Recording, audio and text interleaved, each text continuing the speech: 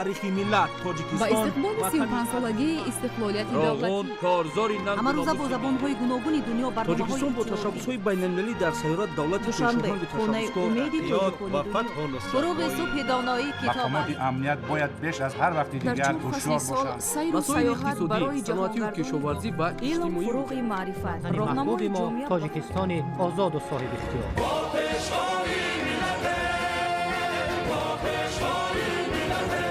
دوست باشید، اتفاق باشید، شکرانه همین دولت کنید، شکرانه همین سرزمین کنید، شکرانه کنید که چنین وطن عزیز و محبوب دارید.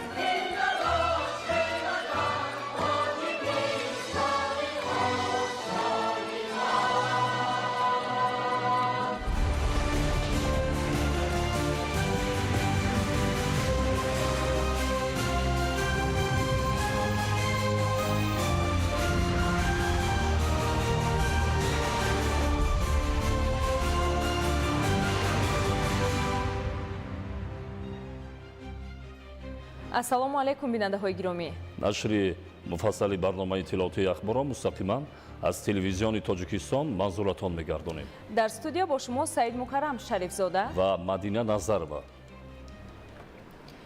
истиқлоли давлатӣ дастоварди бузург ва муқаддастарин неъмат барои мардуми шарифи тоҷик аст. рушду пешрафти тамоми самтҳои хоҷагии халқи мамлакат аз пойдории сулҳусубот ва ваҳдати комили кишвар буда ин неъмати бебаҳо ҳамчун ганҷина аз ҷониби сокинон ҳифз мегардад. гузориши аҳлидини шаҳобиддин дар ин хусус. истиқлол заминаи рушди соҳаҳои ҳаётан муҳими ҷомеа, кафили оромию осудагӣ ва омили муттаҳидиву ҳамбастагӣ. тоҷикистони соҳиби истиқлол ҳамчун давлати соҳибихтиёру демократӣ ва ҳуқуқбунёду дунявӣ дар асоси муқаррароти конститутсия ва сиёсати созандаи президенти ҷумҳурии тоҷикистон пешрои миллат муҳтарам эмомалии раҳмон дар арсаи ҷаҳонӣ шоиста муаррифӣ гардида мавқеи намоёнро касб кард.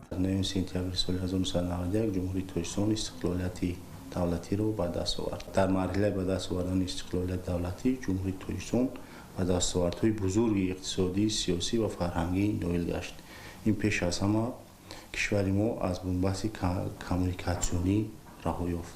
дар ин 34 соли ба даст овардани истиқлолияти давлати кишвар мо дар соҳаи маориф, дар соҳаи фарҳанг ба дастовардҳои бузург ноил гардем.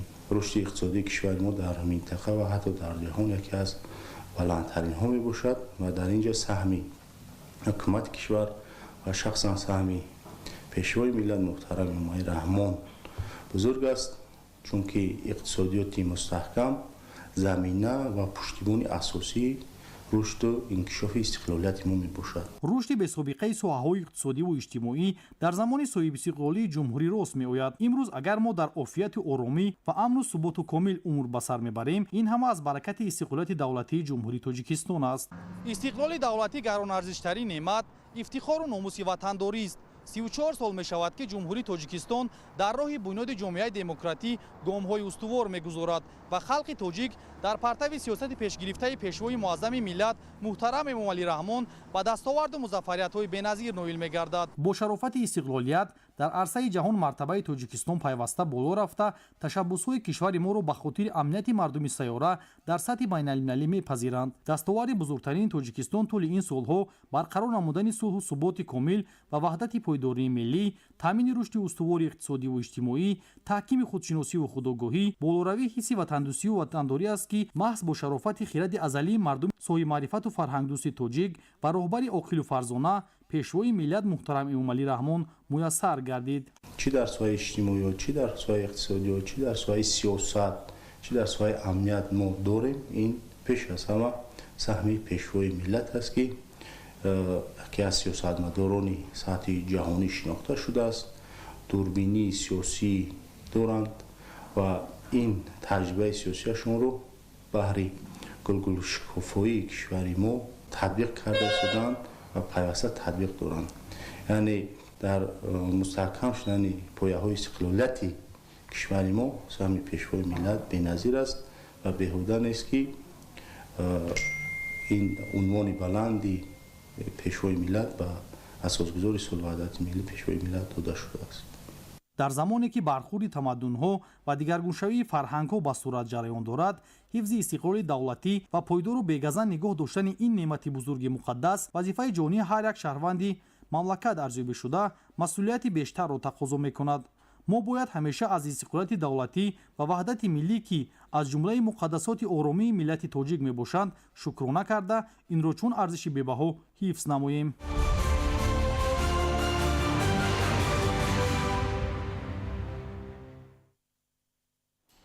имрӯз дар муассисаи давлатии тоҷикфилм ҷаласаи омодагӣ ба дуюмин синамоҷашнвораи байналмилалии душанбе тоҷи сомон таҳти шиори таърихи рушди тоҷикон баргузор гардид. ҷаласа таҳти роҳбарии муовини сарвазири ҷумҳурии тоҷикистон Дилрабо Мансурӣ баргузор шуда, дар он намояндагони вазорату идораҳои дахлдор иштирок карданд.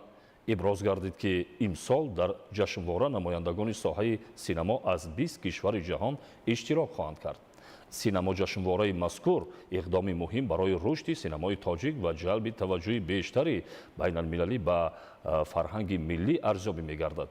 дар доираи ин ҷашнвораи байналмилалӣ баргузории рӯзҳои кинои Русия, Эрон, Ҳиндустон, Қирғизистон ва Туркманистон, инчунин конфронсу форумҳо, намоиши филмҳои ҳунарӣ ва мустанад, дарсҳои устод ва шогирд ва ҷаласаи шӯрои директорони киностудияҳо ба нақша гирифта шудааст.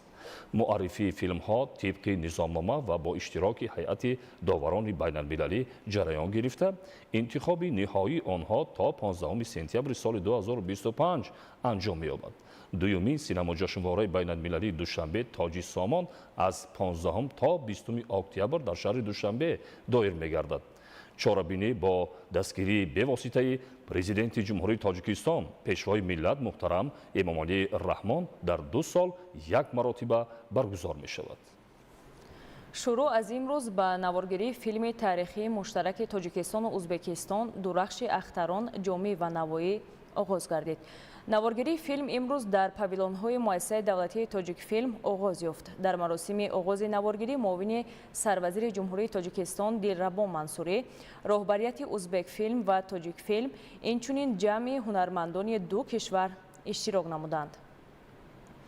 айни замон 40 нафар ҳунарманд аз Узбекистон барои иштирок ва наворгирӣ дар филми мазкур дар кишвари мо қарор доранд. наворбардорӣ дар павилонҳои муассисаи давлатии Тоҷикфилм, инчунин дар маконҳои таърихии кишвар аз ҷумла қалъаҳои Балҷувон, Ҳисор, Хуҷанд ва дигар ҷойҳои таърихӣ анҷом дода мешаванд. дар назар аст ки филми муштараки «Дурахши ахтарон, ҷомӣ ва навоӣ» ба муносибати ҷашни байналмилалии Наврӯзи оламафрӯз барои тамошобинони ҳарду кишвари дӯст Тоҷикистон ва Узбекистон манзур мегардад.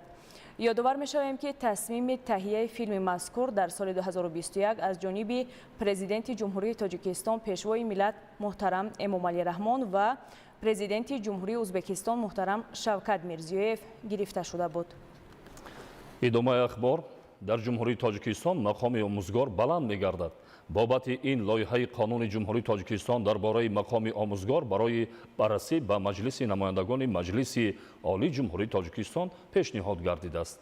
шарҳи ҳамкорони мо дар ин хусус.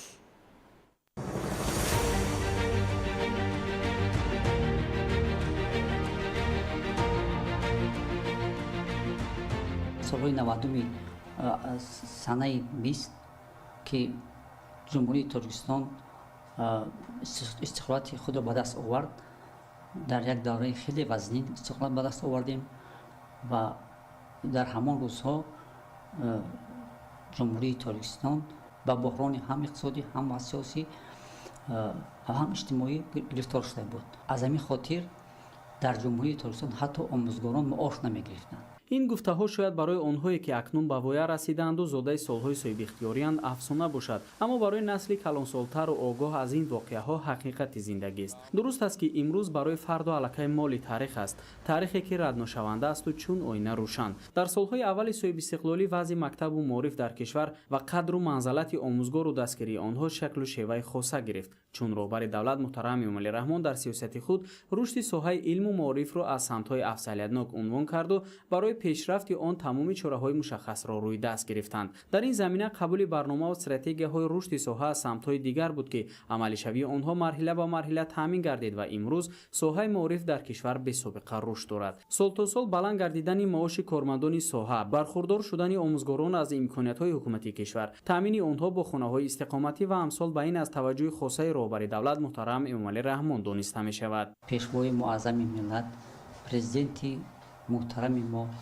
муҳтарам ҷаноби олӣ Эмомалӣ Раҳмон баҳри пайваста баланд бардоштани мақому манзилати обрӯи омӯзгорон аз минбари баланд суханронӣ мекунанд ва дар баробари он ҳамасола маоши омӯзгорон аз 30 то 40% баланд шуда истодааст. мо аз паёми 26 декабри соли 2024 огоҳ ҳастем ки аз 1 сентябри соли 2025 яъне аз соли нави таҳсил маоши омӯзгорон ба андозаи 30% баланд карда мешавад. албатта ин як ғамхорӣ бевоситаи ҳукумати ҷумҳурии Тоҷикистон аст. бо назардошти ин ҳама ҳукумати ҷумҳурии Тоҷикистон лоиҳаи қонуни ҷумҳурии Тоҷикистон дар бораи мақоми омӯзгорро барои баррасӣ ба маҷлиси намояндагони маҷлиси олии ҷумҳурии Тоҷикистон пешниҳод намуд ки ин як қадами устувор дар роҳи баланд бардоштани нуфузи омӯзгор дар ҷомеа дониста мешавад. яъне ин ба он маънуст ки таваҷҷӯҳ ба рушди соҳаи мактабу маориф ки асоси пешрафти давлат дониста мешавад хеле зиёд асту ҳукумати кишвар пайваста барои пешрафти он даст ба кор аст. дар давоми даврони истиқлолият ки мо ба даст овардем сол аз сол сатҳи зиндагии омӯзгорон дар ҷумҳурӣ беҳтару беҳтар гардид ва имрӯз мо агар муқоиса кунем нисбат ба соли 1991 ки солҳои аввали даврони соҳиби истиқлолӣ буд, маоши омӯзгорон нисбат ба ҳамон давра зиёда аз 6 маротиба боло рафтааст. ин албатта бевосита таҳти роҳбарӣ ва ғамхории пешвои миллат муҳтарам Эмомалӣ Раҳмон аст.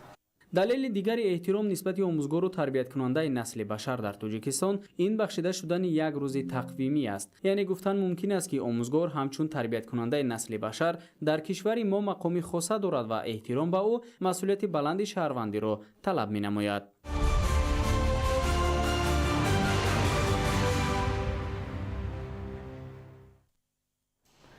дастовардҳои рӯзафзуни соҳаи маориф дар вилояти Хатлон ва ба маротиб афзоиш ёфтани имтиёзҳо нисбат ба дастгирии омӯзгорон натиҷаи ташаббусҳои доимиву таваҷҷӯҳи ғамхоронаи пешвои миллат муҳтарам Эмомалӣ Раҳмон ба аҳли илму маорифи кишвар аст.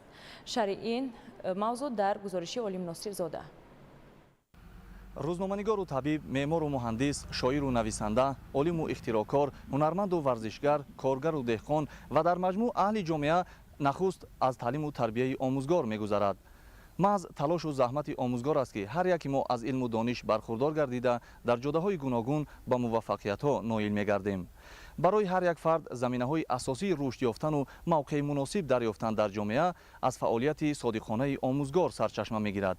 аз ин рӯ месазад ки дар ҳама маврид ба шахсияти омӯзгор арҷгузорӣ кард.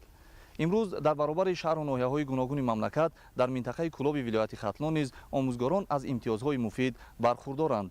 илму маориф дар ҷумҳурии Тоҷикистон яке аз соҳаҳои муҳиму афзалиятнок ва ниҳоди асосии заминагузор барои рушди иқтисодиву иҷтимоии кишвар дониста мешавад.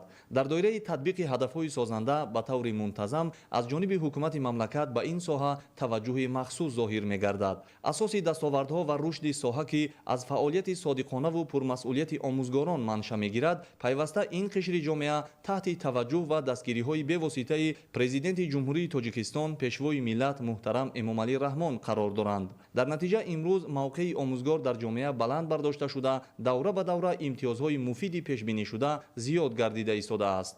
лоиҳаи барномаи давлатии рушди муассисаҳои соҳаи маорифи вилояти Хатлон барои солҳои 2022-2027 ва марҳилаи дуюм барои солҳои 2025-2027 қабул шуда, давра ба давра татбиқ карда мешавад. ҳадафи лоиҳаи қарори ҳукумати кишвар барои ҳалли мушкилоти ҷойи нишаст дар муассисаҳои таълимии вилояти Хатлон аз байн бурдани биноҳои дар ҳолати садамавӣ қарор доштаи муассисаҳои таълимӣ ва фароҳам намудани шароити мусоиди таҳсил мебошад. طبق معلومات در دایره لایحه مذکور بنیاد 165 بینای مؤسسه تعلیمی برای 53303 جای نشست با مبلغ عمومی 957 میلیون و 850 هزار سامانی پیش بینی شده است. ҳоло дар минтақаи кӯлоби вилояти хатлон 614 муассисаи таълимӣ фаъолият мекунанд ки дар онҳо 321101 нафар хонанда ба таҳсил фаро гирифта шудаанд. аз ин шумора 60 муассисаи томактабӣ мебошад. омӯзгорон бо ҷонибдорӣ аз сиёсати маорифпарваронаи роҳбари давлат ва шароиту имконоти муосири фароҳам овардашуда дар саводноксозии насли ояндасози кишвар саҳми назаррас доранд. дар ноҳияи темурмалики вилояти хатлон низ соҳаи маориф дар ҳоли рушд буда кормандони соҳа ба таври доимӣ аз ҳама гуна дастгириву имтиёзҳои ҳукумати кишвар баҳраманд мегарданд. ҳамин аст ки омӯзгорон бо ҳавасмандии бештар пайи иҷрои рисолати касбии хеш содиқона ва бо дарки масъулияти ҳамаҷониба кӯшиш менамоянд. ин ҳол дар ноҳияи темурмалик 56 муассисаи таълими арзи ҳасил дорад бо фарогирии 15867 нафар хонандагон ва таълиму тарбияи кори хонандагон. 1021 нафар омӯзгорон фаъолият мекунанд ки бештари омӯзгорон бо таҳсилоти олӣ мебошанд. аз дастгирии ҳукумати ҷумҳурии Тоҷикистон омӯзгорони муассисаи таълимии ноҳияи Темурмалик бархурдоранд. бо дастгирии мақомоти иҷроии давлатии ноҳияи Темурмалик ба як қатор омӯзгорон қитъаҳои замон барои сохтани манзилҳои истиқоматӣ ва заминҳои корам дода шуд ки ин аз самараи неки истиқлолияти давлатии ҷумҳурии Тоҷикистон мебошад. пешрафту дастовардҳои тамоми соҳаҳои хоҷагии халқи мамлакат аз рушди соҳаи маориф сарчашма мегирад. бо ин мақсад таваҷҷӯҳи ҳукумати мамлакат ба соҳаи илму маориф ва баландбардоштани мавқеи омӯзгор дар ҷомеа афзалият дорад. тибқи маълумот дар 51 муассисаи таҳсилоти умумии ноҳияи Балҷувон 675 омӯзгор фаъолият менамоянд. дастовардҳои рӯзафзуни хонандагон дар озмунҳои ҷумҳуриявӣ ва олимпиадаҳои фаннӣ натиҷаи заҳмату фаъолияти омӯзгорон маҳсуб меёбад. имсол зиёда аз 293 нафар хонандагони мо дар олимпиадаҳои фаннӣ иштирок намуда 4 нафари онҳо бошад дар сатҳи ҷумҳурӣ, 1 нафар бо медали тилло ва 3 нафари дигар бо медали биринҷӣ ба ноҳия баргаштанд ки ҳар як кадоми онҳо чӣ аз тарафи мақомоти ҷоки давлатии ноҳияи Балҷувон бошад, чӣ аз тарафи шуъбаи маориф қадрдонӣ карда шуда ва омӯзгорони онҳо низ аз тарафи мақомот ва аз тарафи шуъбаи маориф дастгирӣ карда шудаанд. ҳама ин дастовардҳои хонандагон аз натиҷаи заҳмати шабонарӯзии омӯзгорони ноҳияи Балҷувон шабоҳат медиҳад ки имрӯз аллакай мебинем ки 4 хонандаи мо дар сатҳи ҷумҳурӣ сазовори ҷойҳои намоён гардиданд. баландбардоштани сатҳи маърифатнокии ҷомеа, омодасозии мутахассисони дар бозори меҳнат рақобатпазир, таъмини афзоиши истеҳсолот, ҳифзи фарҳангу тамаддун, арҷгузорӣ ба арзишҳои миллӣ, муаррифии кишвар дар сатҳи байналмилалӣ ва расидан ба дигар натиҷаҳои созанда ба соҳаи маориф алоқамандии хос дошта аз фаъолияти пурмаҳсули омӯзгорон ибтидо мегирад. олим носирзода, хуршеди нодирхон, минтақаи кӯлоб, ахбор.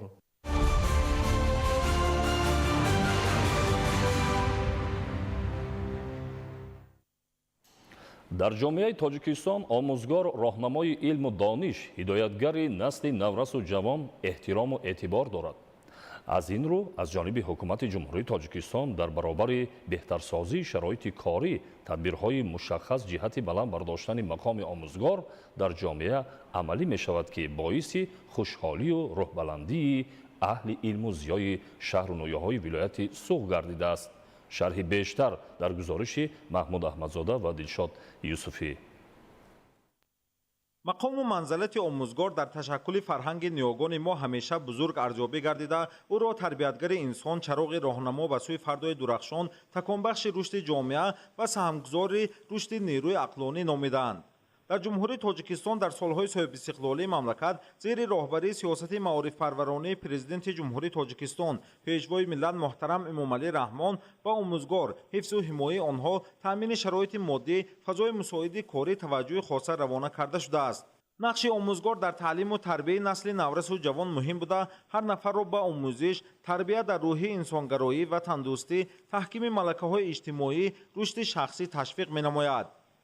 таҳияи лоиҳаҳои қонунҳои ҷумҳурии тоҷикистон оид ба ворид намудани илова ба кодекси ҳуқуқвайронкунии маъмурии ҷумҳурии тоҷикистон дар бораи мақоми омӯзгор, оид ба ворид намудани тағйиру илова ба қонуни ҷумҳурии тоҷикистон дар бораи маориф ки барои баррасӣ ба маҷлиси намояндагони маҷлиси олии ҷумҳурии тоҷикистон ирсол карда шуд, аҳли илму зиё, омӯзгорон аз шаҳру ноҳияҳои вилояти Суғд намунаи олии таваҷҷӯҳ ба омӯзгор, қадрдонии заҳмат ва тақвияти самаранокии фаъолият дар таълиму тарбияи ҷомеа арзёбӣ менамоянд. қабул шудани қонуни ҷумҳурии тоҷикистон дар бораи мақоми омӯзгор имконият медиҳад ки мақоми омӯзгор баланд бардошта шавад, шаъну шарафи омӯзгорон ҳифз карда шавад ва ҳамчунин заминаҳои мусоид барои рушди касбият ва ҳамчунин имтиёзҳои бештар барои омӯзгорон фароҳам оварда шавад. سال تحصیلی 2024-2025 در مؤسسه‌های تعلیمی ولایت سوخت 37610 نفر آموزگاران فعالیت داشتند. سال از سال با دستگیری بی‌واسطه پیشوای معظم ملل غمخوری در حق آموزگاران زیاد می‌گردد و همچنین همه سال زیاد نمودن مزد معاش آموزگاران این از یک غمخوری‌های دیگری پیشوای ملت به ساحه معارف و آموزگاران میباشد.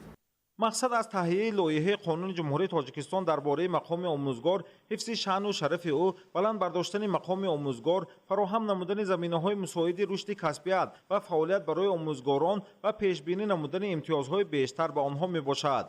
در 959 مؤسسه‌های تعلیمی شهر و ناحیه‌های ولایت سوخت عین زمان 578310 نفر خوانندگان تعلیم و تربیت می‌گیرند که 566 بنای و انشاءات ساحه برای تعلیم و تربیت خوانندگان و کار و فعالیت پرثمر آموزگاران محض در سالهای صاحب استقلالی مملکت ساخته شدند. و تاکید همصحبتان ما فراهم آوردن شرایط مساعد کار و فعالیت، امتیازها، بهتر کردن شرایط مادی به واسطه بلند برداشتن مزد معاش، خرج‌های با فایز کم و دیگر دستگیری‌ها به آموزگاران عزم متخصصان جوان را برای کار و فعالیت در مؤسسه‌های تعلیمی بیشتر نموده است. пешниҳод шудани лоиҳаи қонун дар бораи баланд бардоштани мақоми омӯзгор дар ҷомеа аҳли омӯзгорони муассисаҳои таълимию томактабии шаҳру ноҳияҳои вилояти суғдро рӯҳбаланд намуд. ин тадбир шаҳодат аз он медиҳад ки таваҷҷӯҳи ҳукумати ҷумҳурии тоҷикистон хосатан пешвои миллат муҳтарам эмомалираҳмон ба омӯзгор ҳамчун тарбиятгари ҷомеа калон аст. таваҷҷӯҳ ба соҳаи маориф, фароҳам овардани шароити кору фаъолият аст ки ҳамасола наздик 1000 нафар мутахассисони ҷавон хатмкардагони донишгоҳҳои олии кишвар дар муассисаҳои таълимии вилоят бо ҷойи кор таъмин мешаванд. боварӣ дорем ки ин дастгирию ғамхорӣ омӯзгоронро барои анҷоми рисолати касбӣ, фаъолияти содиқона дар таълиму тарбияи фарзандон ҳидоят менамояд. امروز هر شهروند، متخصصان، شخصی برآمند و صاحب دانش محض از ثمره زحمت آموزگار مقام و منزلت والا را صاحب است. تهیه لایحه قانون جمهوری تاجیکستان درباره مقام آموزگار، پیشنهاد امتیازها، دستگیری آموزگاران، غمخواری، توجه نوبتی حکومت جمهوری تاجیکستان بیانگر آن است که با قبول قانون در آینده زمینه‌های کار و فعالیت بهتر، مقام و جایگاه آموزگار در جامعه باز هم بلند و نسل نورس و جوان دارای دانش و جهانبینی وسیع میهندوست تربیت می‌یابند که تحکیم پایه‌های استقلالیت دولتی، رشد ساحه‌های مملکت را با دانش و خرد والا تأمین می‌سازند. محمود احمدزاده، دلشاد یوسفی، ولایت سوخت، اخبار.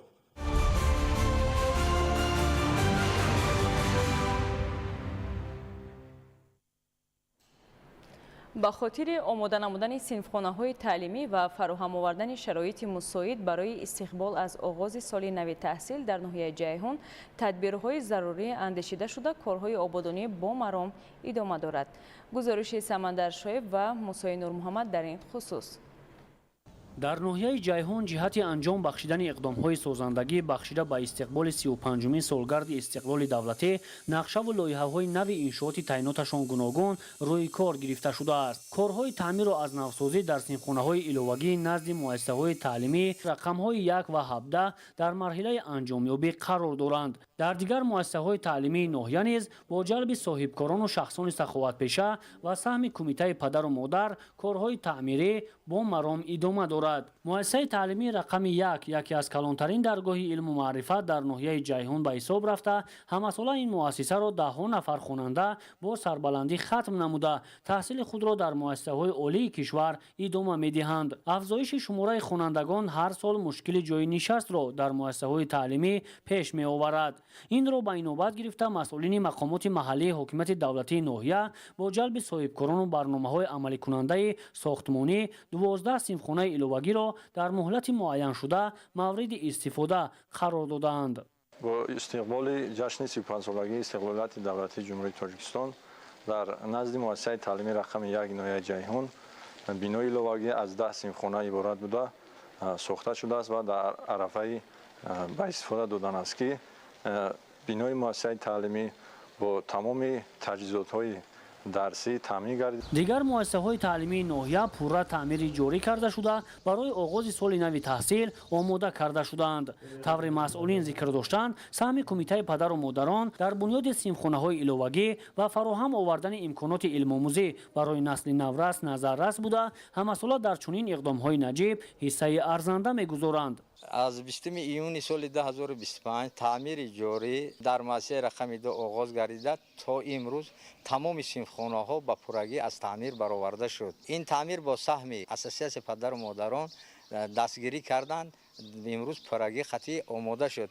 мо аҳли омӯзгорон кӯшиши ғайрат менамоем ки тамоми қувваҳоро барои беҳтар кардани сатҳи сифати хонандагон беҳтар намоем. то оғози соли нави таҳсили 2025-2026 рӯзҳои башумор боқӣ мондааст ва аҳли маорифи ноҳияи ҷайҳун ҳадаф ба он равона намуданд ки то рӯзи дониш тамоми муассисаҳои таълимиро пурра аз таъмири хушсифат бароварда баҳри хонандагон беҳтарин шароити таълиму тарбияро муҳайё намоянд. самандар шоев, мусои нурмуҳаммад, ноҳияи ҷайҳун, ахбор.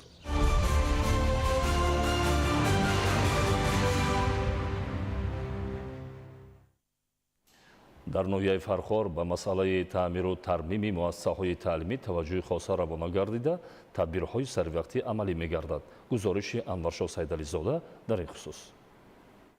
дар доираи омодагиҳо ба соли нави хониш масъулони шуъбаи маориф ва маъмурияти муассисаҳои таълимии ноҳияи Фархор бо истифода аз тамоми шароиту имкониятҳои мавҷуда кӯшиш ба харҷ дода истоданд ки барои қабули хонандагон дар синфхонаҳои зебову барҳаво ва муҷаҳҳаз бо айёниятҳои хониш тадбирҳои саривақтиро анҷом диҳанд. чанд рӯз боз инҷониб бо дастгирии ҳукумати ҷумҳурии Тоҷикистон мақомоти иҷроияи ҳокимияти давлатӣ ҷалби соҳибкорони ватандӯсту саховатпеша инчунин саҳмгузории хатмкардагону волидони хонандагони муассисаҳои таълимӣ таъмири асосӣ ва ҷории муассисаҳои таълимӣ ҳамзамон фароҳамсозии мизу курсиҳои таълимӣ дар ноҳияи Фархор ба роҳ монда шудааст. аллакай дар 52 муассисаи таълимӣ таъмир ба идмом расидааст, дар 18 муассисаи таълимӣ таъмир рафта истодааст. айни замон бошад 74% корҳо оиди таъмир ба анҷом расонда шуданд. бо боварӣ гуфта метавонем ки то соли нави хониш ҳамаи муассисаҳои таълимии ноҳияи Фархор ба пуррагӣ аз таъмир мебароянд. дар ноҳияи Фархор зиёда аз 10 муассисаи таълимӣ таъмири капиталӣ рафта истодааст. дар боқимонда муассисаи таълимӣ таъмири ҷорӣ рафта истодааст. дар ҳамин замина дар муассисаи таҳсилоти миёнаи умумии рақами 3 ноҳия аллакай дохил ва беруни бино рангубор мизу курсиҳо ва дару тирезаҳои таъмирталаб пурра таъмир карда шуда барои соли нави таҳсил омода гардиданд. тавре мушоҳида шуд баробари ба роҳ мондани корҳои таъмирӣ аз тарафи вазорати маориф ва илми ҷумҳурии Тоҷикистон ҷалби хатмкардагони муассиса ва шахсони ватандӯсту саховатпеша мизу курсиҳои нав дар қисме аз синфхонаҳои муассисаҳои таълимии мазкур дастрас гардидааст. барои соли таҳсили 2025 ва 2026 омодаем. таъмира дар сатҳи олӣ мо ба итмом расондем. дар рафти таъмир собиқ хатмкунандагони муассиса саҳми худро гузаронданд. аз ҳисоби вазорати маорифи ҷумҳурии Тоҷикистон ба 5 синфхона мизу курсӣ, ҷевон, тахтаи синф таъмин карда шуд. боз хатмкунандаи муассисаи таҳсилоти миёнаи умумии рақами 3 як синфхонаро бо мизу курсӣ, тахтаи синф таъмин карданд. хатмкардагони муассисаи таҳсилоти миёнаи умумии рақами 24 деҳаи Сайф Раҳимзоди Афардии ноҳия иқдом гирифтанд ки муассисаи таълимиро пурра аз таъмири асосӣ бароварда дару тиреза ва мизу курсиҳоро иваз намоянд. аллакай корҳо дар ин самт ба таври шабонарӯзӣ идома дорад то ин ки то оғози соли нави хониш муассиса барои қабули хонандагон пурра омода гардад. ин иқдоми наҷиб ки аз тарафи гурӯҳи синсолии хатмкардагони муассисаи мазкур роҳандозӣ шудааст шоистаи таҳсин буда қабл аз ин онҳо дар таъмиру навсозии роҳҳои маҳалли худ низ саҳми арзишманд гузоштанд. тибқи иттилои масъулони шуъбаи маорифи ноҳияи Фархор то муҳлати муқаррар гардида корҳои таъмир ва таҷҳизонидани айёнияту лавозимоти хониш дар муассиса ва биноҳои иловагии таълимӣ сомон дода мешавад. таъмини шароити арзанда барои таълиму тарбия ва таҳсили насли наврас аз дастуру супоришҳои пешвои миллат президенти ҷумҳурии Тоҷикистон муҳтарам Эмомалӣ Раҳмон сарчашма мегирад ки зимни баромадҳои худ пайваста масъулони соҳаро муваззаф менамоянд. Анваршоҳ Сайдализода, Сайҳомиди Шариф, ноҳияи Фархор, ахбор.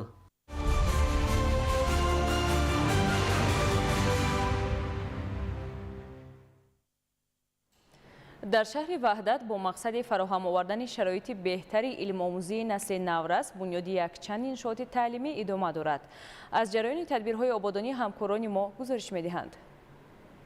برای دانش مکمل گرفتن نسل نورس بهتر نمودن شرایط علم‌آموزی و مجهزگردانی سیمخانه‌های تعلیمی بسا مفید ارزیابی می‌گردد.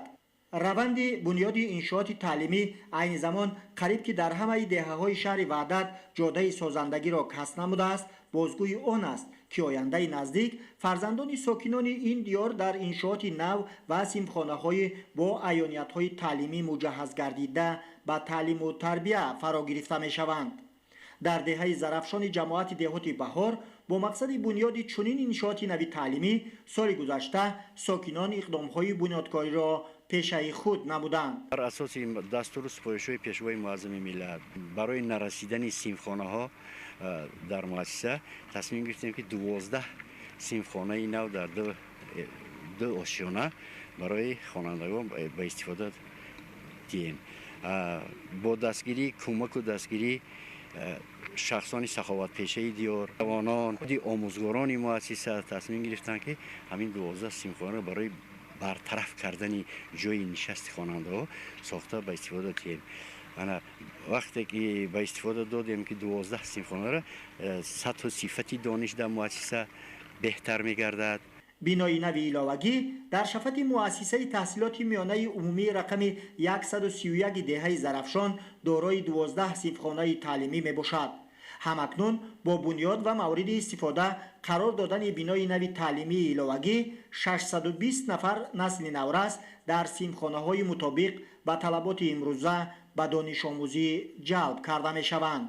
در دایره تدبیرهای سازندگی در دهه صالحان شهر وحدت با ابتکار مردان برومند و ساکنان امکانیت فراهم آمد که در برابر تعمیر و نوسازی راه‌های محلی و بنیاد انشاءات نوی گوناگون ساحه با استقبال از جشن 35 سالگی استقلالیت دولتی اهل دیار توجه به تجدید مؤسسه تعلیمی نمایند. بنیاد 5 سیمخانه نوی مطابق به طلبات امروزه در شفت مؤسسه تحصیلات میانه عمومی رقم 27 دهه صالحان جماعت دهات به نام بازاربای برون شهر وحدت که با همدستی مقامات اجرایی حکومت دولتی شهر، صاحبکاران موفق و پدر و مادران که این زمان بنیاد گردیده است، بازگوی آن است که ساکنان دهه صالحان بهر دانش آموزی فرزندان خویش توجه خاصه ظاهر می نمایند. انشاءات نوی بنیاد شونده 2 آشیانه بوده دارای 5 سیمخانه زیبای و برهوا می باشد و با ساخته مورد بهره برداری قرار دادن تعلیمگاه شرایطی از برنامه‌ای علم و دانش در مؤسسه تعلیمی باز هم بهتر می گردد. مؤسسه ما از تعمیر کپیتالی پورا برآورده شده، بالاپوشی بینا پورا عوض کرده شد.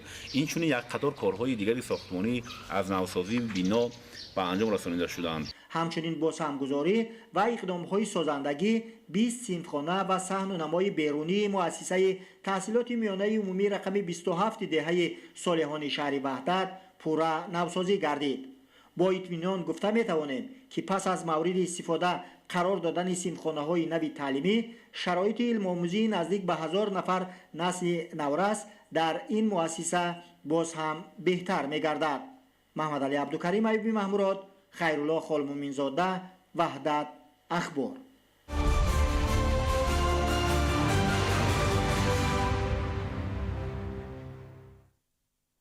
با استقبال جشن 35 سالگی استقلال دولتی در شهر سرافشان کارهای آبادانی و سازندگی وسعت دارد. تا امروز بیش از 70% انشاءات به نقشه گرفته شده تعمیر و ترمیم کلی بنیاد و مورد بهره برداری قرار داده شده است. گزارش در این خصوص.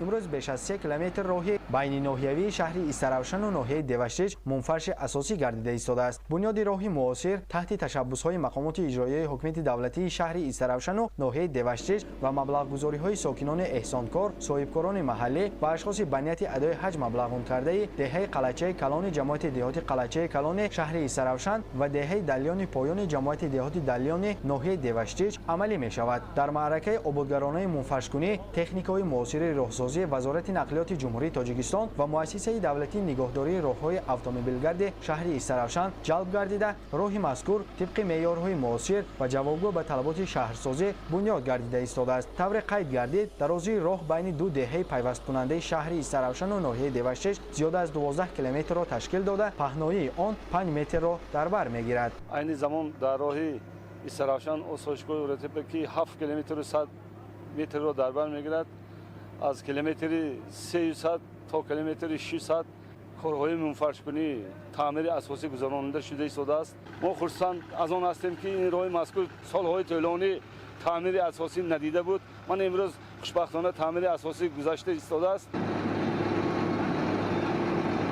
جهت منفرش اساسی گردانیدن راهی اهمیت جمهوری داشته بین شهر ایسروشن و ناحیه دوشتیج اسفالت خوشصفت وطنی استفاده گردیده در این جاده بیش از 1,532,000 سامانه خرج گردیده است. ساکنان و صاحبکاران با اشخاص سخاوتپیشه این دو دیار صاحب اراده و آبادکار عمل مذکور را تاریخی و فراموش نشونده نامیده من بعد نیز جهت آباد و نظربا گردیدن زادگاه خویش تشبس‌های نو به نو را عملی می‌سازند. طور باشندگان این موضع اظهار داشتند راه قبلا ناهموار و مشکل گذر بوده وقتی بسیاری رفت و آمد صرف میشد. با اسفالت پوش گردیدن راه مشکلات جای داشته اهالی جماعت دهات قلعچه کلان و دهه دلیان پایان خاتمه یافت. اجرای کارهای سازندگی و آبادکاری در این منطقه با مقصد بهتر نمودن شرایط زندگی آسایشته مردم و رشد منبعده اقتصاد کشور انجام داده می شود. گذشته از این آباد و زیبا و خرمگردانی یک گوشه وطن قرض هر یک شخص میهن پرست به شما رفته نه تنها انفراساختار محلی را بهتر می سازد بلکه نشانه عبرت به نسل‌های آینده نیز به شمار می رود. فردوس عمرов, Mazbut Bobozada, Orzu Ma'rufov, Akhbor.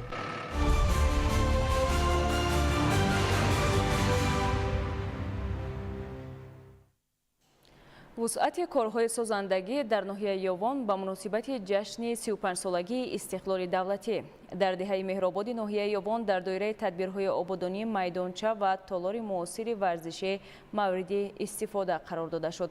کارهای سازندگی با سهم صاحبکاران محلی در مهلت مقرر گردیده با صفت خوب انجام داده شد. گزارش خبرنگاران ما. در دوره تدبیرهای آبادانی بخشیده به جشن 35 سالگی استقلال دولتی جمهوری تاجیکستان در برابر دیگر شهر و ناحیه‌های مملکت در ناحیه یوان ولایت ختلان نیز تدبیرهای سازندگی و آبادانی وسعت دارند. با دستگیری مقامات اجرایی حکومت دولتی ناحیه یوان و سهم صاحبکاران وطنی در نوبت اول انفراساختور محل مکمل گردانیده شده سطح زندگی ساکنان بهتر می‌گردد. در دوره نقشه چارابینی‌های سازندگی در دهه مهرآباد جماعت دهات به نام حسن حسین نفی ناحیه یوان میدانچه و تالار معاصر ورزشی ساخته به استفاده داده شد. در رسم افتتاح این انشاءات ورزشی رهبریت ولایت ختلان مسئولین مقامات اجرایی حکومت دولتی ناحیه یوان ساکنان و ورزشگران و مربیان اشتراک نمودند. مسئولین اقدام مذکور در زمینه آمادگی‌ها به مناسبت جشن 35 سالگی استقلال دولتی شایان تحسین ارزیابی نمودند. به خاطر رشد ساحه ورزش در دهه مهرآباد یک تالار ورزشی با دستگیری سهم محل و با دستگیری تمام جوانان دهه مهرآباد ساخته به استفاده شد. ما با مقصدی که این تالار ورزشی را گشوده کردیم که به خاطر که جوانان از راه‌های نامطلوب دست کشیده به سوی ورزش شتابند و مقصد اساسی جوانان این است که برای آبادی وطن و رشد ورزش و به خاطر 35 سالگی استقلالیت جمهوری تاجیکستان می باشد.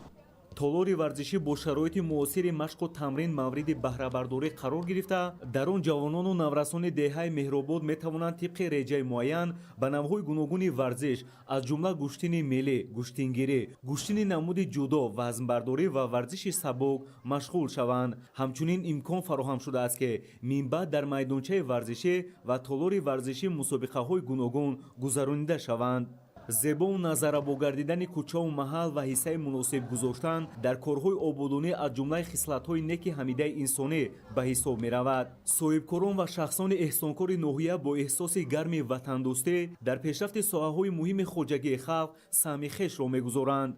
در دهه مذکور با اقدام صاحبکاران محلی چنین تدبیرهای سازندگی ادامه داشته راههای محلی اسفالتپوش و چراغان کرده می شود. اینچنین در 14 نقطه از جمله مؤسسه‌های تعلیمی و مرکزهای سلامتی خط آب تازه آشامیدنی کشیده شده است. نقشه است که روند کارهای سازندگی در این گوشه زیبامنظر دیار در آینده نیز ادامه یافته مرحله به مرحله سطح و صفت زندگی ساکنان بهتر کرده می شود.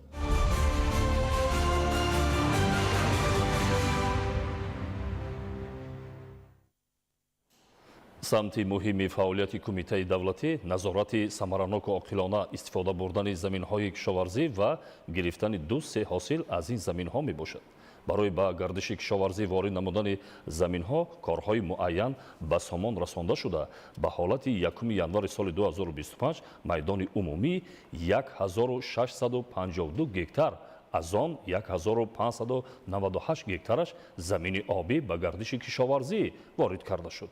дар ин хусус имрӯз масъулини кумитаи давлатии идораи замин ва геодезии ҷумҳурии Тоҷикистон зимни нишасти матбуотӣ иттилоъ дод. аз ҷумла 343 гектар, аз он 330 гектараш замини обӣ аз ҳисоби заминҳои партов, 631 гектар чарогоҳ ва 678 гектари дигар заминҳои дар кишоварзӣ истифодашаванда аз тарафи хоҷагиҳои кишоварзӣ азхуд карда шуданд. иттилоъ дода шуд ки дар ин давра аз ҷониби кумитаи давлатӣ ва мақомоти он дар маҳал 7562 ҳолати вайронкунии қонунгузории замин ошкор карда шудааст. яке аз талаботи асосӣ баланд бардоштани сифати таълим ва таҳсил ин мубодилаи академӣ бо кишварҳои дигар мебошад. дар ин замина дар 6 моҳаи аввали соли равон 25 нафар донишҷӯёни донишгоҳи миллии Тоҷикистон тибқи барномаи табодули академӣ дар донишгоҳҳои хориҷи мамлакат таҳсил намуда баъди хатми муваффақона ба донишгоҳ баргаштанд. дар ин хусус имрӯз зимни нишасти матбуотӣ раёсати донишгоҳи миллии Тоҷикистон иттилоъ дод. бо мақсади рушду инкишофи имконияти илмию таълимӣ ва ҷавобгӯ сохтани низоми таҳсил ба талаботи муосир дар донишгоҳи миллии Тоҷикистон ба 12 ихтисоси нав дар зинаи бакалавр иҷозатнома дода шуд. ин ихтисосҳо аз ҷумла технологияи иттилоотӣ, ҳисоби бухгалтерӣ, зеҳни сунъӣ, молия ва қарз дар иқтисоди берунӣ, хадамоти гумрукӣ, сиёсат ва робита бо ҷомеа, забони хориҷӣ ва ғайра мебошанд. ин ихтисосҳо замонавӣ, рақобатпазир ва дорои зарфияти баланд дар бозори меҳнат мебошанд. иттилоъ дода шуд ки дар 14 факултети донишгоҳ донишҷӯён тибқи квотаи президенти ҷумҳурии Тоҷикистон таҳсил менамоянд ва шумораи онҳо 48 нафарро ташкил медиҳад. аз ин шумора 121 нафар духтар ва 127 нафар писарон мебошанд. фаъолияти парки технологии донишгоҳ низ ба таври зарурӣ ба роҳ монда шуда, имрӯз дар он дар 8 хати истеҳсолӣ номгӯи маҳсулоти шустушӯӣ омода мегардад. ҳамзамон иброз гардид ки дар ин давра дар донишгоҳи миллии Тоҷикистон 3 маркази омӯзишии забони кореягӣ, маркази ҷопоншиносӣ ва маркази омӯзиши масоили муқовимат бо ҷинояткории муташаккили фаромилӣ мавриди истифода қарор дода шуд. дар ноҳияи айне 2 пойгоҳи муҳими обкашӣ пас аз корҳои таҷдиду навсозӣ ба фаъолият оғоз карданд. пойгоҳҳои мазкур бо таҷҳизоти замонавӣ муҷаҳҳаз карда шуда иқтидор доранд ки зиёда аз 350 гектар заминро бо оби полезӣ таъмин намоянд. гузориш дар ин хусус. дар доираи татбиқи сиёсати ҳукумати ҷумҳурии Тоҷикистон оид ба рушди соҳаи кишоварзӣ ва таъмини оби полезӣ бо ташаббуси мақомоти иҷроияи ҳукумати давлатии ноҳияи айне 2 пойгоҳи муҳими обкашӣ Варз-1, Варз-2 пас аз корҳои таҷдиду навсозӣ ба фаъолият оғоз карданд. пойгоҳҳои мазкур бо таҷҳизотҳои замонавӣ аз ҷумла насосҳои баландқувват ва системаҳои автоматикунонии идоракунӣ муҷаҳҳаз карда шуда иқтидор дорад ки садҳо гектар заминро бо оби полезӣ таъмин намоянд. бо фаъол гардидани ин пойгоҳҳо кишоварзон метавонанд ки бо боварӣ кишту парвариши маҳсулоти гуногуни кишоварзиро ба роҳ монанд. мувофиқи иттилои масъулин, танҳо дар мавсими имсол зиёда аз 350 гектар замин бо об таъмин мегарданд ки ин омил барои баланд шудани ҳосилнокӣ ва беҳтар шудани сатҳи зиндагии аҳолии деҳот мусоидат хоҳад кард. бунёд ва навсозии пойгоҳҳои обкашӣ бо дастгирии ҳукумати ҷумҳурӣ ва мақомоти иҷроии ҳукумати давлатии ноҳияи айнӣ ҳамчун як намунаи равшании пешрафти инфраструктури обрасонӣ дар минтақа арзёбӣ мегардад. пойгоҳҳои обкашии Варзи 1 ва Варзи 2 пурра таъмир гардида барои бемушкилӣ дастрас намудани деҳқонон бо оби полезӣ пойгоҳ дар сатҳи хуб фаъолият намуда истодаанд. мо кӯшиш мекунем ки сари вақт бо оби полезиро ба хоҷагиҳо дастрас намуда барои масъулиятҳои кишоварзӣ бо сифати хуб дастрас намоянд. тадбири мазкур боз як қадами муҳим дар сатҳи истифодаи самараноки захираҳои об, беҳтар гардонидани шароит барои кишоварзони минтақа ва мусоидат ба амнияти озуқаворӣ маҳсуб меёбад.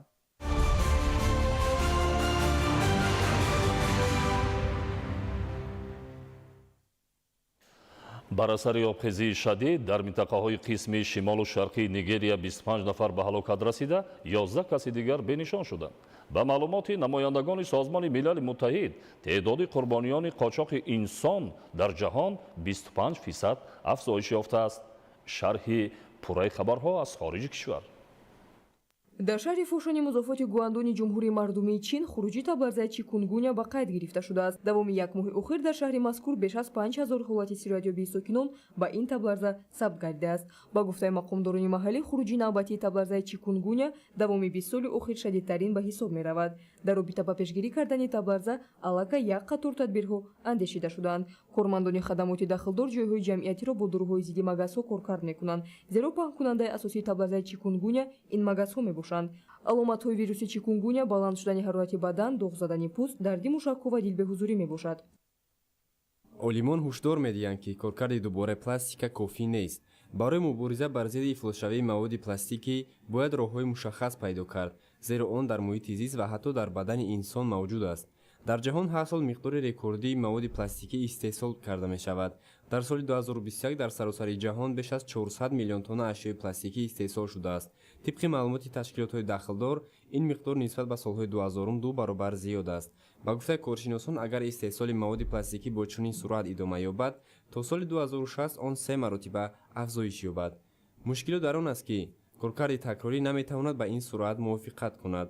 мувофиқи маълумоти Созмони Милали Муттаҳид, тақрибан 9% партовҳо дубора коркард мешаванд, 19% сӯзонда ва тақрибан аз 4-3% дигараш ба партовгоҳҳо ё ба муҳити зист партофта мешаванд. пластмасса вобаста ба таркибаш аз 20 то 500 сол мепусад, аммо он нест намешавад. ҳатто вақте ки он пора мешавад, аз паси микропластикаҳо зарраҳои аз 5 мм хурдтар боқӣ мемонад.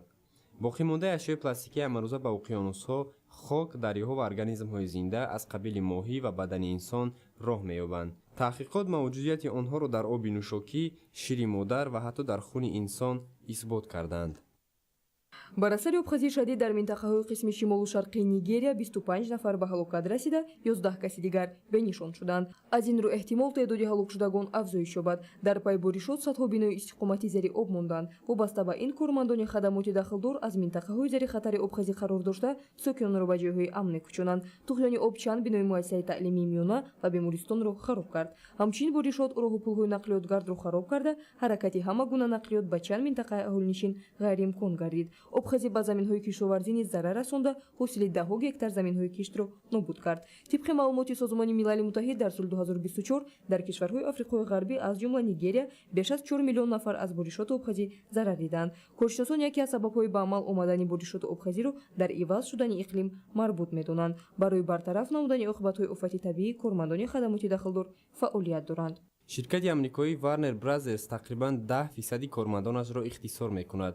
ихтисор ба шуъбаҳои маркетинг ва истеҳсоли филмҳо таъсир хоҳад расонд. шумори дақиқи онҳо муайян карда нашудааст. роҳбарияти ширкати мазкур ин иқдомро бо нақшаҳои ба ду қисм тақсим кардани ширкат шарҳ медиҳанд. қисми якум ширкати Warner Brothers номида мешавад, ки он як студияи синемо ва хидматрасонии стримингро дар бар мегирад ва дуюм Discovery Global шабакаҳои телевизионӣ ва дороиҳои дигарро пешбар хоҳад кард. ба маълумоти намояндагони Созмони Милали Муттаҳид, теъдоди қурбониёни қочоқи инсон дар ҷаҳон 25% афзоиш ёфтааст. коршиносон иброз медоранд, ки танҳо давоми 3 соли охир шахсияти беш аз 200 000 қурбониён муайян шудааст, аммо шумораи воқеӣ метавонад ба таври назаррас зиёд бошад. дар тиҷорати одамфурӯшӣ омилҳои иҷтимоӣ ва иқтисодӣ нақши муҳим доранд. қурбониён аксаран нафарони камбизоат, гурезагон ва муҳоҷирон ҳастанд. ба гуфтаи ин созмони бонуфуз, ҳиссаи қурбониёни меҳнатии маҷбурӣ аз соли 2019 то соли 2022 52%-ро ташкил дод. ки нишон дод бори аввал аз шумораи қурбониёни истисмории шаҳвонӣ бештар аст. Дар ҳамин ҳол тақрибан ҳар даҳумин кӯдак дар ҷаҳон ба кори маҷбурӣ ҷалб карда мешавад. Дар ҷаҳон 38% қурбониёни хариду фурӯши одамонро кӯдакон ташкил медиҳанд. ҳамчунин дар байни духтарон ин нишондод давоми 5 соли охир ба маротиб афзоиш ёфтааст. Коршиносони Созмони милали муттаҳид қайд мекунанд ки гурӯҳи қошоқи инсон то рафт бештар мешаванд. усулҳои асосии ғуломии хонаводагӣ, издивоҷи ноболиғон, ҷалби кӯдакон ба гурӯҳҳои мусаллаҳ, талбандагии маҷбурӣ ва ҷинояткорӣ мебошанд. Технологияҳои рақамӣ низ ба содир шудани ин гуна ҷиноятҳо боис мегарданд. кӯдакон аксар вақт тавассути сомонаҳои интернет ба доми гурӯҳҳои одамфурӯшон меафтанд.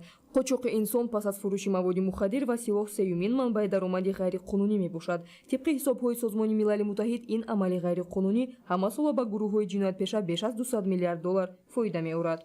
давоми як моҳи сипаришуда дар минтақаҳои қисми шарқии ҷумҳурии демократии Конго 169 нафар ба ҳалокат расида, даҳҳо каси дигар захмӣ шуданд. аз рӯи маълумоти намояндагони ташкилотҳои ҳомии ҳуқуқи инсон, бештари ҳалокшудагон хоҷагидорон мебошанд. гурӯҳҳои силобадаст ба чанд деҳаи қисми шарқии кишвари мазкур ҳамла карданд. дар натиҷа беш аз 100 нафар ба ҳалокат расида, даҳҳо каси дигар бенишон шуданд. сипас ҷангҷӯён даҳҳо бинои иқоматии сокинонро оташ зада ба самти номаълум фирор карданд. дар ҷумҳурии демократии Конго аз сабаби зиёд будани ҳар гуна гурӯҳҳои ҷиноятпеша, сокинон ва хизматчиёни ҳарбӣ пайваста мавриди ҳамла қарор мегиранд.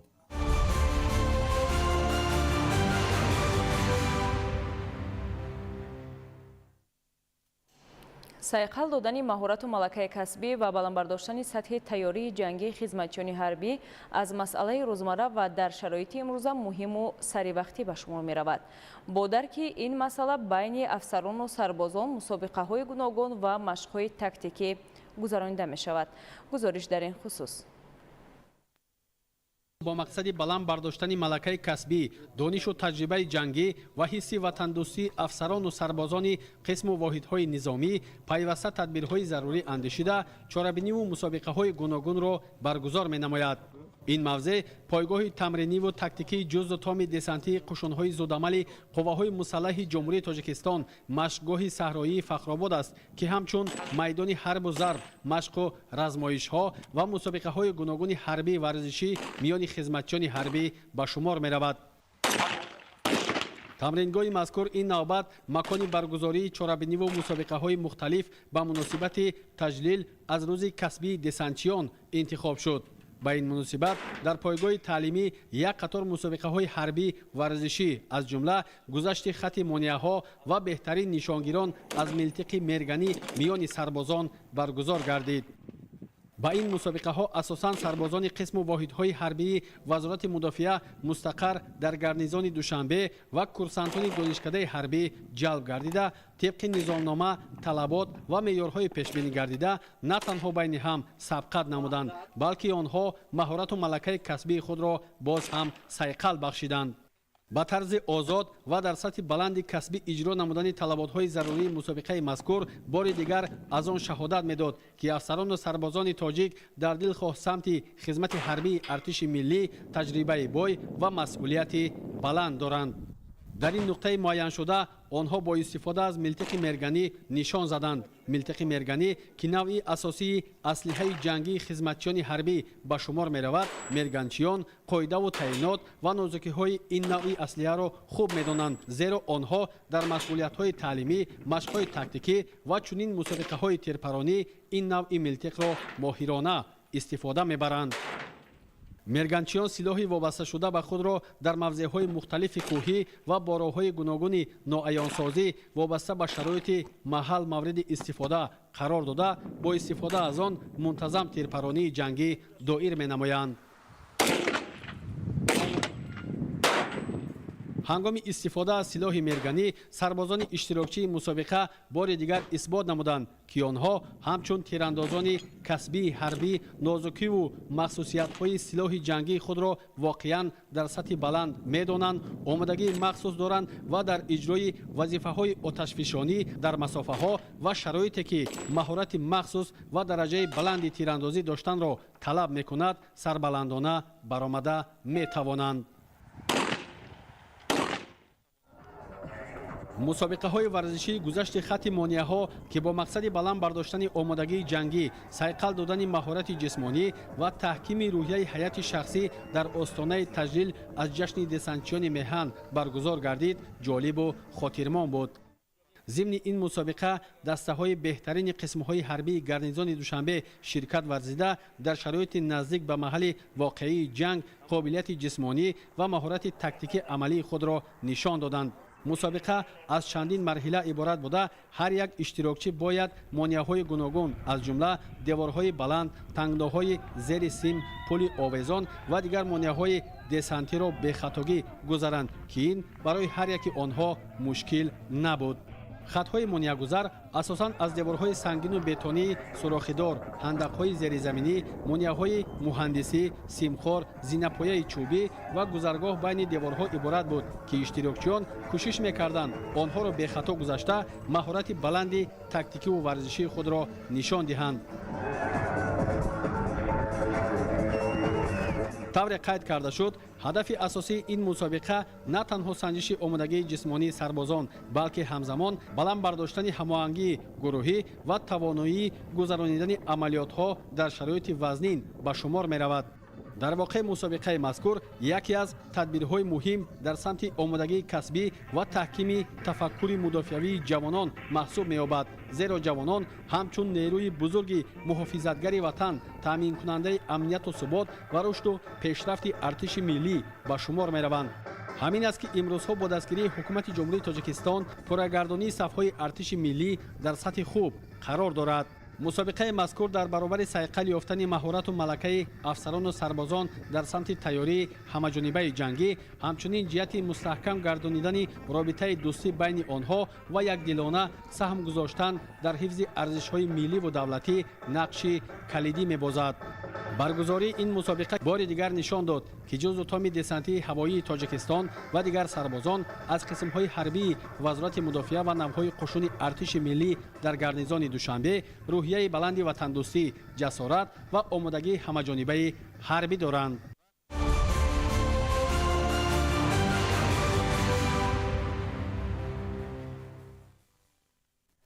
бахшида ба рӯзи варзишгарони тоҷикистон 3 август дар шаҳри душанбе марафони велосипедронӣ баргузор карда мешавад.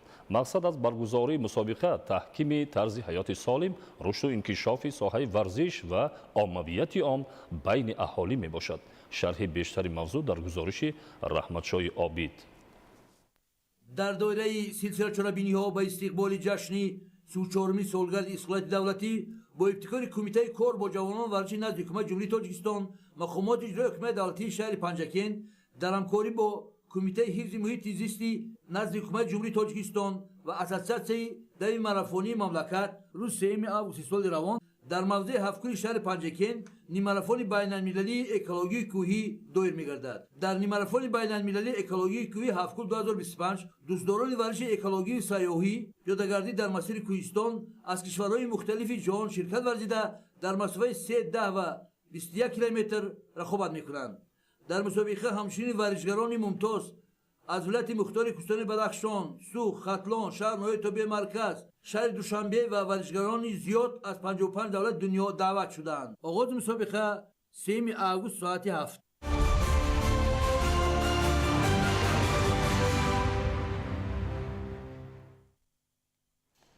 بیننده های گرامی، این بود نشر مفصل برنامه اطلاعاتی اخبار. با شما زندگی آباد و آسایشتر را تمنا داریم. سلامت باشید.